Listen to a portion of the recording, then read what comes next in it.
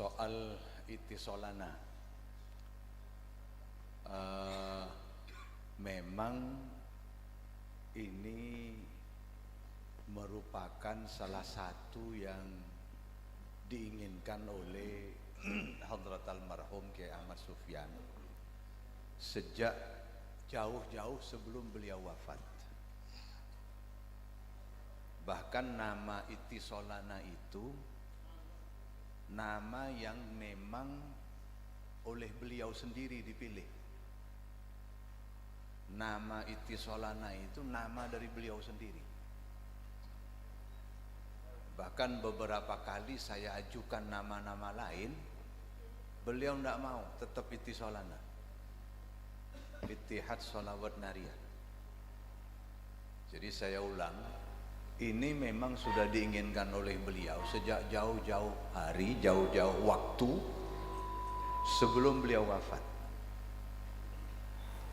Cuma memang waktu itu ketika beliau dawuh, saya terutama yang sehari-hari bersama beliau nang Eban Cilao, ya boleh dibilang memang tidak serius untuk atau lebih tepatnya mengabaikan gitu.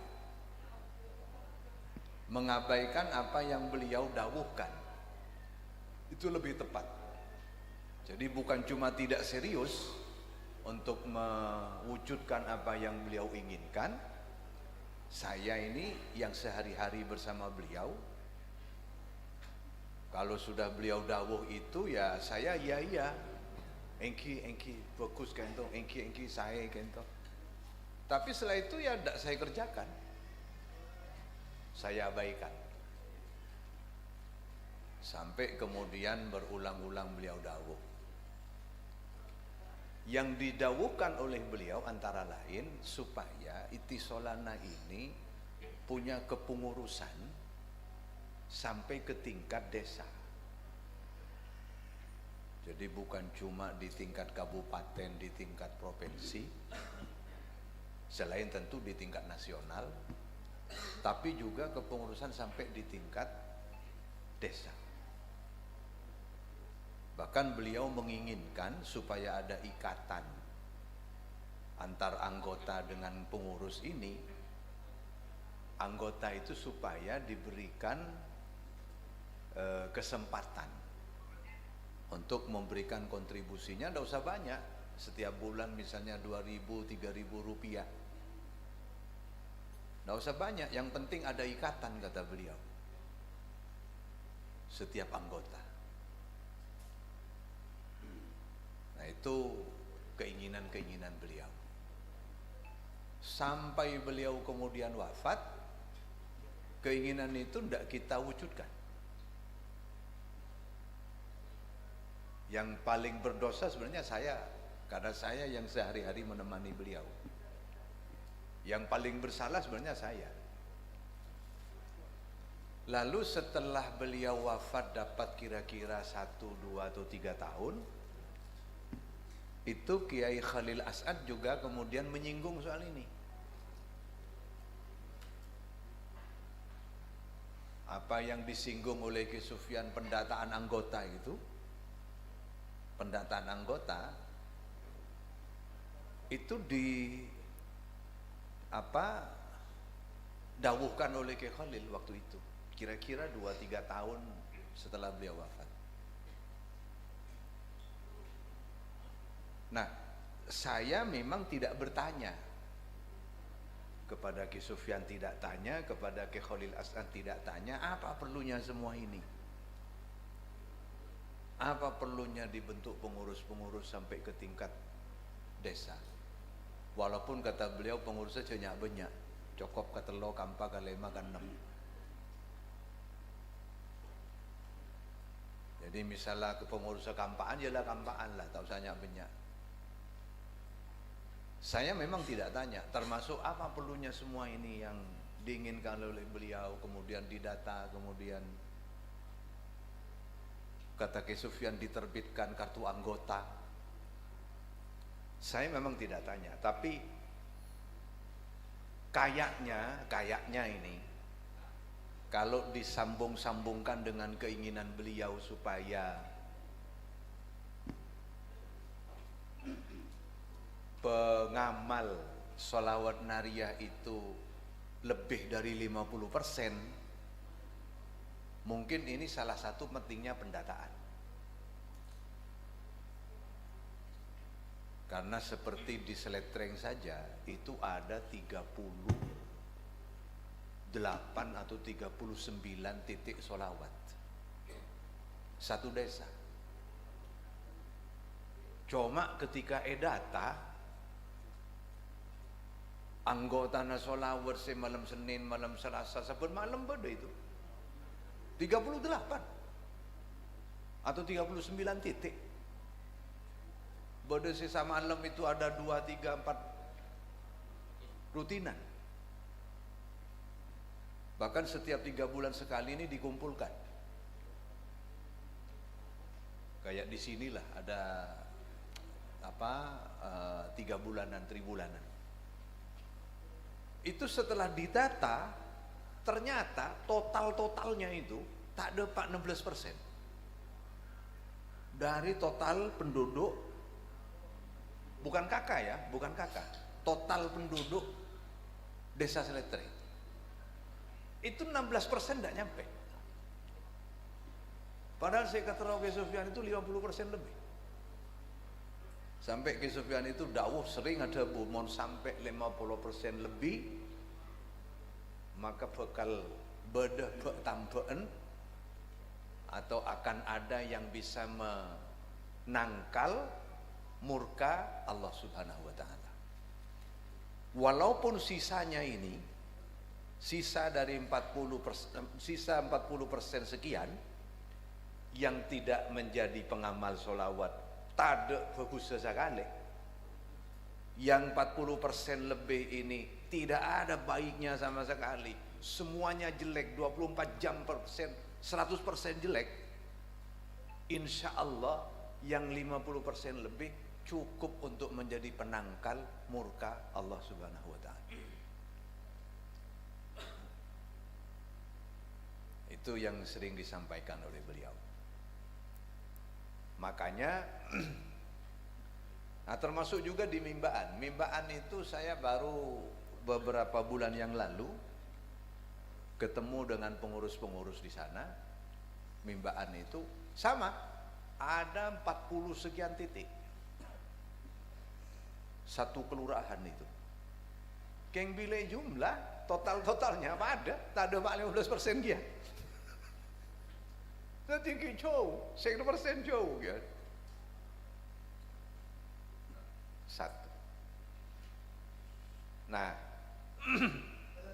jadi setelah Ki Sufyan Adabu berulang-ulang, kemudian wafat beberapa tahun kemudian Ki Khalil Hasan Adabu, sama juga. Saya sedabui ya saya adeng begendeng mari itu, saya tak alako mari itu, saya abaikan gitu. Mungkin Ki Khalil itu Adabu 2 atau sampai 3 kali. Tetap saya ini mengabaikan itu. Nah baru setelah beberapa tahun kemudian salah satu masyayikh kita itu mimpi rabui bareng Ki Sufyan. Di dalam salah satu mimpinya itu terus Ki Sufyan dawuh maratuli jeria pendataan jeria anu jeria pengurus anu jeria. Baru setelah itu pas saya bentan teretan mulai bekebel sudah. Diberi mulai saya kalak tai santai itu mulai sudah akhirnya mau sampai orang saya mati jangan saya ruwet rembegan hari aja. Akhirnya kemudian kita melakukan upaya-upaya dan tahun berapa ya kita resmikan ke resmikan ke notaris 2025 awal. Jadi baru 2025 awal kemudian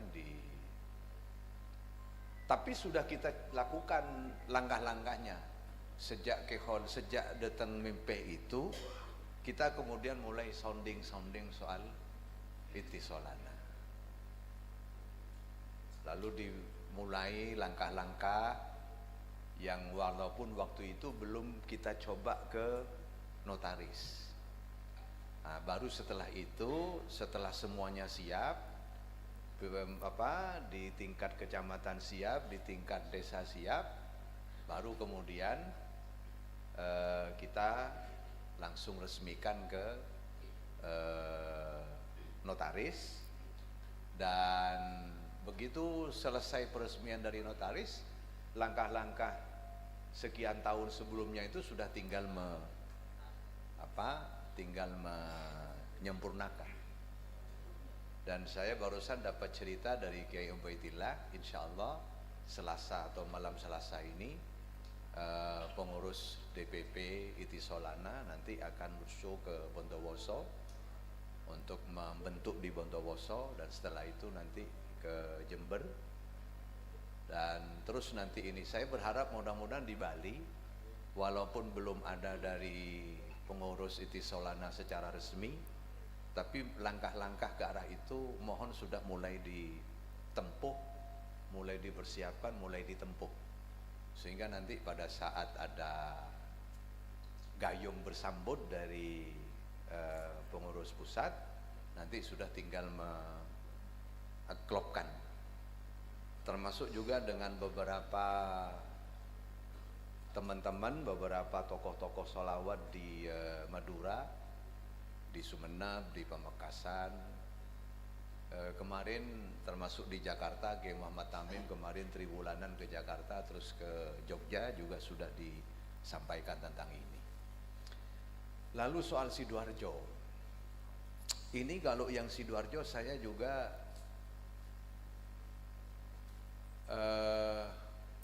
tidak begitu tahu aslinya, karena ini didawuhkan oleh Kiai Khalil waktu itu beliau umroh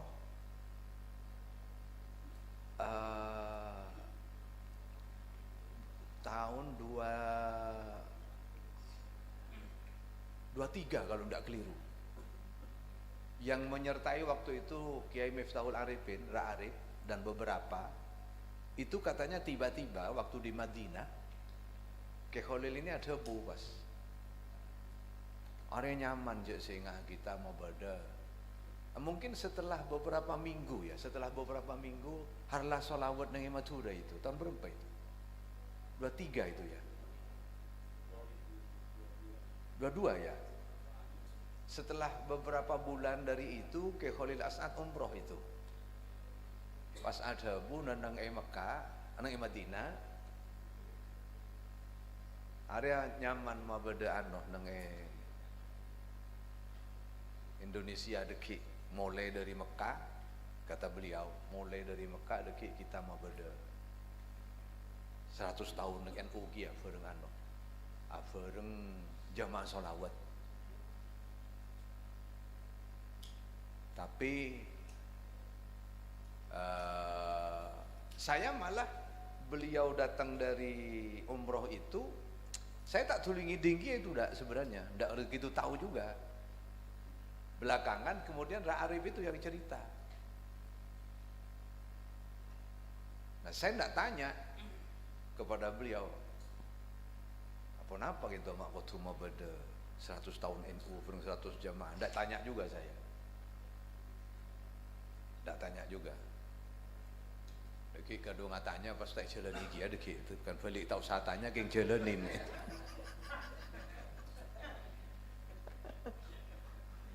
Tanya jeng malanceng makun tak jalani deki. Jadi begitu saya dapat cerita dari Ra'arif, kemudian dalam satu kesempatan saya mator, tolos kento mau beda 100 lebih, tolos apa buru enggak? Kiampot. Apa napa enggak, saya enggak tanya enggak.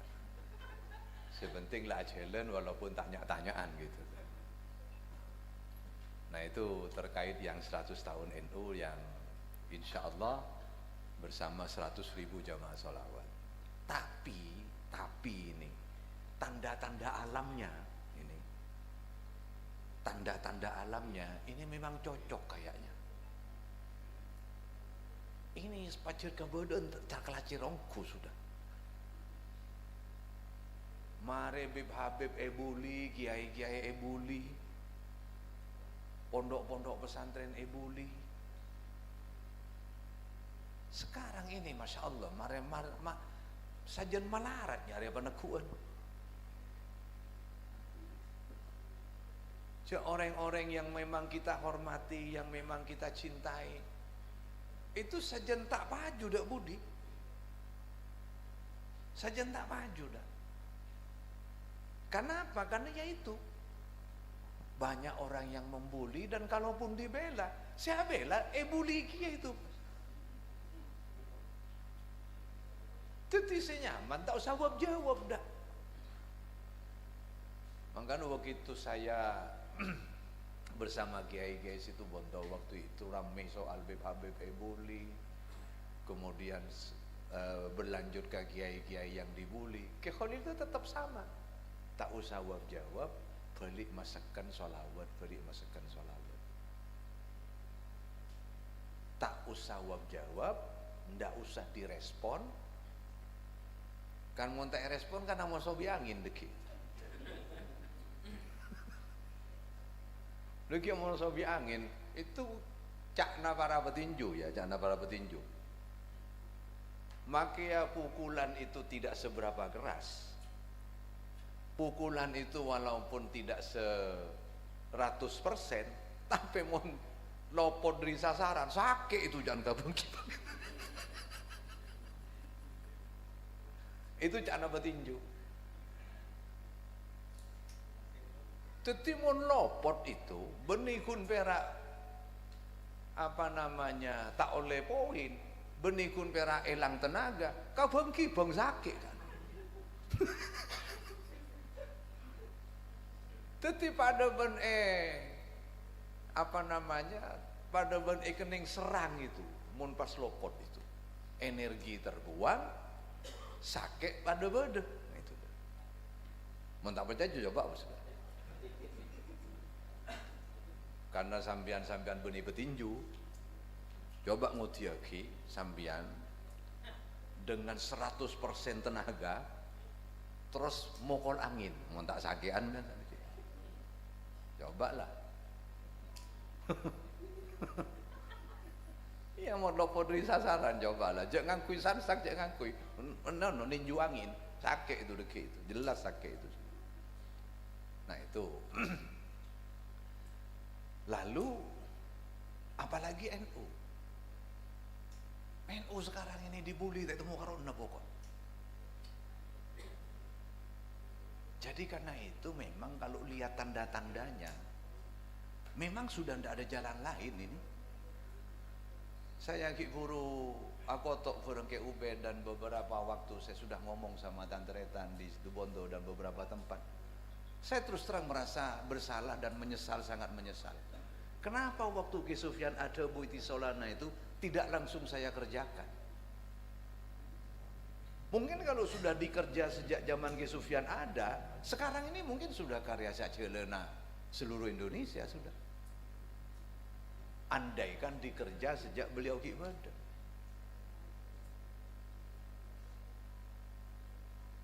Sehingga ini kemudian akan menjadi kekuatan yang nyata ke Pangeran, ke Kanjeng Nabi, energi sangat-sangat luar biasa besar untuk kepentingan perbaikan abad, perbaikan keluarga, perbaikan kebudayaan.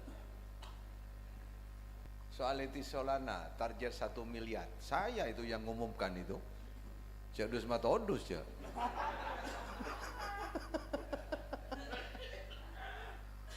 Saya ada Pak Neng Wali Songo, deki matodus deki. Barang macarana nyelengi mulai sekarang. Nyelengi sudah sehari 5.000, 10.000, 20.000. Sambil je kun berak tak tanto beda pole tahun datang, tak tanto beda pole. Maka 5 tahun sekalian, 10 tahun sekalian belum tentu ada lagi. Ini kesempatan, karena apa? Karena yang saya paham dan sering disampaikan oleh Ki Sufyan, sholawat ini beliau inginkan se-Indonesia. Benikun perak Bali, benikun perak Situbanda, benikun perak Raas. Beliau menginginkan se-Indonesia. Nah kalau ini dekik bi pangeran pas epare ngaki dan menjadi salah satu lenjalan untuk menjadi pintu nanti sholawat nariyah teti se-Indonesia, kenceran ini kenceran se-Indonesia pas. Kenceran ini kenceran abangun agama di seluruh Indonesia pas. Boraja kencerna perjuangan ini. Mangkana Depunake Halil walaupun beliau sudah nyompong 100 juta, itu hikoma. Hikoma kia. Gesai Nuri itu walaupun sudah 50 juta, itu hikoma.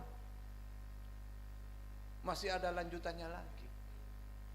Ini kesempatan untuk kita mendapatkan sambutan luar biasa besar dari Allah. Dan saya ingin mengingatkan kita semua, deki itu niatin banyak, minta kompensasi sebanyak-banyaknya dari Allah. Ya cuma mau kunyompong ning 50.000 minta kompensasinya banyak gelu todus kia. Minta motor abok sanak fotonya napa moljo eki. Penta itu sudah. Usaha na apa na kapi kesehatan na kapi penta. Nah, insya Allah dengan cara seperti itu, ini salah satu yang bisa dijadikan tawassul. Jadi tawassul itu ada dua. Ada tawassul dengan amal soleh, ada tawassul dengan orang soleh. Bahkan katanya Sayyid Muhammad Al-Maliki rahmatullah alaih, itu pada dasarnya tawassul bil solihin, tawassul dengan orang-orang soleh, pada dasarnya itu tawassul dengan amal soleh. Apa takzimnya kita? Apa hormatnya kita? Apa cintanya kita kepada orang soleh itu? Takzim, hormat, cinta itu amal. Walaupun amal yang sifatnya qalbiyah, sifatnya amal-amal batiniyah. Nah, ada cerita, mungkin bapak-bapak semua sudah sering dapat cerita ini. Zaman ketika umat terdahulu, kata Kanjeng Nabi, ada 3 orang terjebak di dalam satu gua, yang kemudian gua itu tertutup oleh batu besar. Jadi mulut gua itu tertutup oleh batu besar sehingga 3 orang ini tidak bisa keluar. Masing-masing kemudian munajat kepada Allah menggunakan amalnya masing-masing, tawassul dengan amalnya masing-masing. Satu karena amal dia kepada orang tuanya yang sangat-sangat berbakti. Satu karena dia menghindari zina karena takut kepada Allah. Tak tolos azina, ndak jadi batal zina karena hatinya takut kepada Allah. Lalu yang ketiga itu menjadikan amal baiknya kepada anak buah, kepada karyawan. Karyawannya itu gajinya, bayarannya ditahan. Tapi tidak ditahan begitu saja, poter. Gaji ini poter sampai kemudian menghasilkan ternak, menghasilkan laba, menghasilkan keuntungan yang banyak. Begitu ditagih oleh karyawannya, saya tidak dapat gajian sudah sekian lama, terus kata si majikan ini, itu semua gajinya kamu, itu semua bayaran kamu, ternak yang begini, yang begini. Kenapa bisa begitu? Karena gaji yang saya tahan itu saya kembangkan, saya jadikan modal, saya putar, itu hasilnya, dan itu milik kamu semua. Jadi 3 orang ini bertawassul dengan amal masing-masing, akhirnya pintu gua itu yang tertutup oleh batu, oleh Allah dibuka. Nanti teman-teman kita, saya semua ini mon abri sompengan untuk itisolana, begitu juga diniatkan, dimintakan kepada Allah sebagai tawassul kita. Tawassul dengan amal namanya. Ya Allah, kalau ben sombongan abdina daga itisolana, nyoona abdina begini. Nah mudah-mudahan paring akibat Allah Subhanahu wa taala. Keng kotu 1 miliar tercapai. Montak 1 miliar todus. Setodus kaula. Mbanjak dus nodusi kaula cek.